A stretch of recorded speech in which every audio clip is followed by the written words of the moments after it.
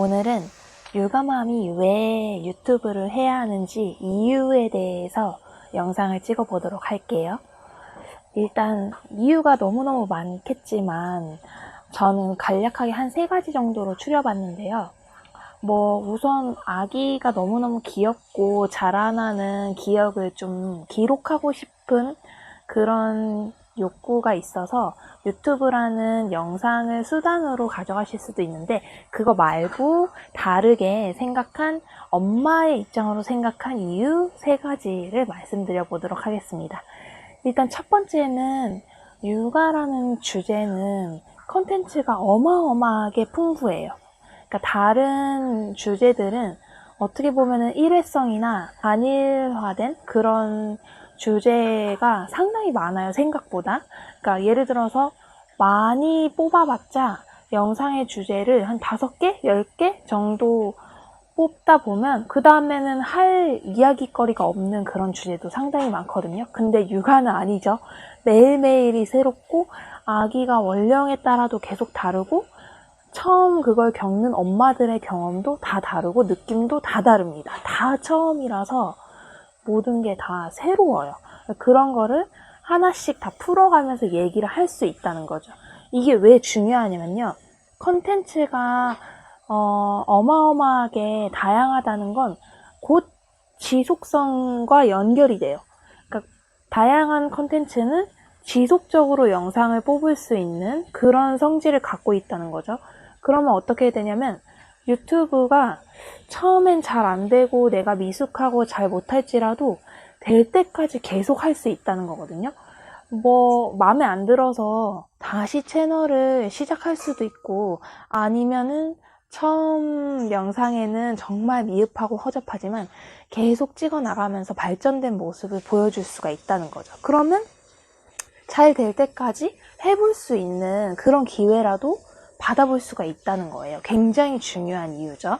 그 다음에 이제 2번째로 제가 말씀드리고 싶은 건, 일단 또 육아라는 주제에 대해서 한번 건드려 보면, 사실 육아는 한마디로 얘기하자면 레드오션이지만 블루오션이기도 해요. 이게 무슨 말이 안 되는 소리 같은 얘기냐면, 일단 육아라는 주제가 네이버에서는 상당히 레드오션입니다.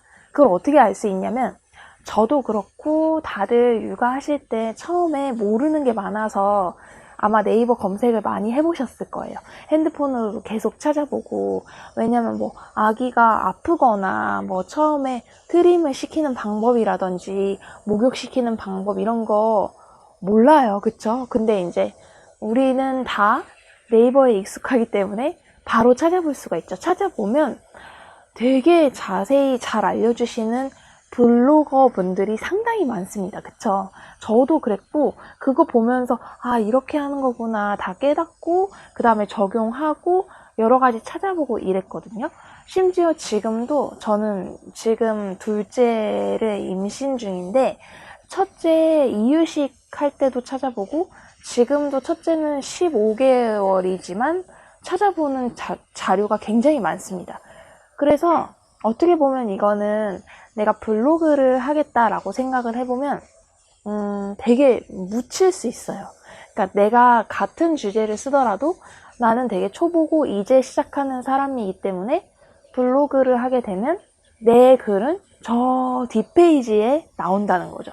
사실 나올지 안 나올지도 잘 모르겠지만 거의 다른 사람들이 보거나 블로그가 잘 될 수 있는 확률이 현저히 낮아요.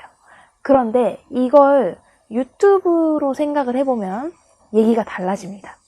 그러니까 유튜브에서는 육아라는 카테고리, 육아라는 주제는 블루오션이에요. 사실은 제가 첫째를 임신했을 때 정말 허접하게 유튜브 영상을 찍었었어요. 그러니까 그때는 블로그를 하면서 유튜브도 하고, 그러니까 블로그에 글을 쓰는 와중에 후기 같은 거는 영상으로 찍어서 그 영상은 유튜브에 올리고 그걸 또 블로그에 가지고 와서 실어놓고 이렇게 했거든요. 근데 사실 그거 정말 못 찍었고요. 지금도 잘 찍는 건 아니지만 그때는 더더더 엄청 못 찍었어요. 근데 이렇게 병행을 하면 사실 좋기는 해요. 그 얘기는 뭐 따로 나중에 영상을 찍더라도 어쨌든 그때 당시에는 정말 육아 유튜브 하는 사람들이 거의 없었어요. 진짜 찾아보면 몇 명 안 나올 정도로. 근데 그리고 나서 아기가 돌이 지나고 이제 또 다시 관심이 생겨서 육아 유튜브 하는 분들이 얼마나 됐나, 얼마나 나았나 이런 걸 보려고 하니까 꽤 많이 시작을 하셨더라고요. 근데 아직도 육아 유튜브는 블루오션이에요. 다른 주제들보다는 상당히 적습니다. 하고 계시는 분들도 적고 그 주제에 대한 영상도 많이는 없어요, 아직은. 그러니까 지금 딱 시작하시면 좋겠죠? 네. 그래서 레드오션이라는 건 사실은 되는 주제인 거예요. 되는 주제인데 단점은 경쟁이 심하다는 거죠. 그러니까 경쟁이 심한 블로그를 굳이 고집할 필요가 없는데 거의 다 블로그를 하고 계시고 또 이제 시작하려고 하는 분들도 블로그를 먼저 생각하시는 분들이 상당히 많아요. 근데 그렇게 하지 마시고 유튜브 영상을 찍어서 업로드 하시는 게 좋다고 생각합니다. 블루오션이라는 거는 사실 모험이긴 해요. 이 주제가 될지 안 될지 잘 몰라요.